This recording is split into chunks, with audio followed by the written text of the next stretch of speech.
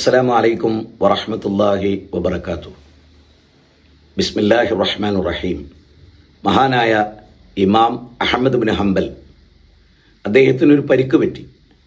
അപ്പോൾ അദ്ദേഹത്തിൻ്റെ കൂടെ ഉണ്ടായിരുന്ന ഒരാൾ ചോദിച്ചു, അങ്ങല്ലേ പറഞ്ഞത് അഊദു ബികലിമാത്തില്ലാഹി താമ്മാത്തി മിൻ ശർരി മാ ഖലഖ് എന്ന് പറയുന്ന ഒരാൾക്ക് അപകടങ്ങളൊന്നും പണയില്ല എന്ന്?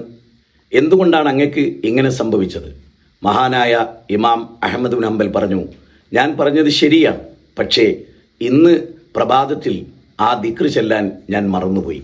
സഹോദരങ്ങളെ, അഊദു ബികലിമാത്തില്ലാഹി താമ്മാത്തി മിൻ ശർരി മാ ഖലഖ് എന്ന് നമ്മൾ പ്രഖ്യാപിച്ചാൽ, സുബൈ ജമായത്തിൽ പങ്കെടുത്താൽ തീർച്ചയായും നാം അള്ളാഹുവിൻ്റെ ദിമ്മത്തിലാണ്. പ്രഭാതത്തിലും പ്രദോഷത്തിലും ഈ ദിക്ർ വർദ്ധിപ്പിക്കുക.